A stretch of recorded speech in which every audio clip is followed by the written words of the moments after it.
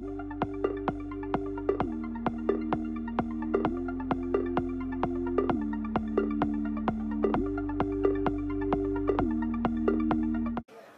2012, we are at the booth of Scott Eder, a New Yorker, right, comic art dealer.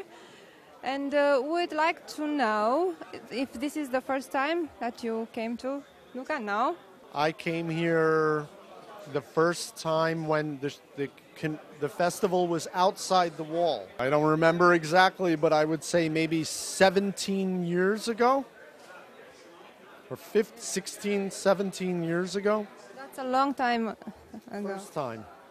And then I did the festival sometimes 2 times a year because they used to have it in the fall and in the spring. So I would come more than once and for several years. And then they stopped working with some of the people. There was a change in how they were running, and people like Luca left, and then the show went down a little bit, and so then it wasn't so good for me, and I stopped going. And then I started coming back 3 years ago. Okay, and practically you saw the festival growing. Wait, and I've also done shows in Roma and in Napoli. You Americans are used to Comic-Con in San Diego. How do you see the Italian festival in Lucca?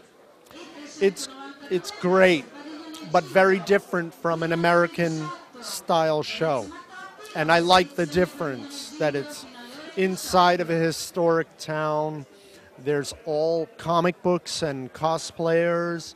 In San Diego, it's all everything. It's comic books and art, but toys and gaming, the game playing, and movies and TV shows, and it's much more of a big spectacle of media, not so much comic books. Comic books are a small part of it.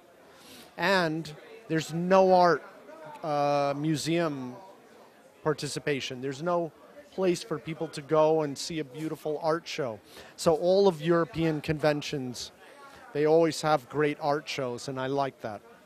Okay, but have you seen a growing interest in the Italian public towards the comic arts that you are dealing with? There's always been a very consistent interest, and Italian collectors have always liked everything that's coming out of the U.S. What about the American comic art market? Has the crisis, the economical crisis, influenced it? Yes, I mean, across the board, everywhere, prices have gone up a lot. Whether it's Italian artists and classic artists or European masters or... And you made it to come from New York, nevertheless the Sandy was coming. I had to leave 2 days early because of the storm. Because you were aware that the airports were going to be closed and so on. Yes, so I came early, and also maybe this is good too because I really enjoy being a tourist and traveling in Italy. So I was here 2 days early. It means more food and more fun. And would you like to tell us which are your top comic arts here in Lucca you brought with you? You know, everything, mostly what I bring is what I love. So even things that are hard to sell, but to me maybe I think it's brilliant. And then there are things that are easy to sell, and they're great too. I mean, it's hard to pick one thing, but some of my favorite artists that I have looking around, I love Jamie Hernandez and Gilbert Hernandez, the brothers who created Love and Rockets. I love alternative comic people like Shannon Wheeler, who does Too Much Coffee Man, or Dave Cooper. But again, whether it's easy to sell or not easy, it's not important to me. It's what I really like. I love Robert Crumb and underground artists. So I have a lot of that art. I have classic art by EC masters who were, you know, doing horror comics, and I love this too. So it's a big mix. I have modern guys that I like a lot, like Ashley Wood, who is a painter, an illustrator, a toy designer. So I have a big variety of things that I love. I keep looking around. I see, oh, Jim Woodring.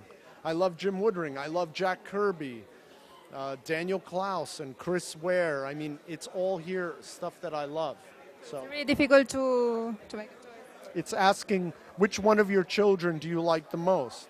Okay. No, I can't pick, you know, if you love all your children.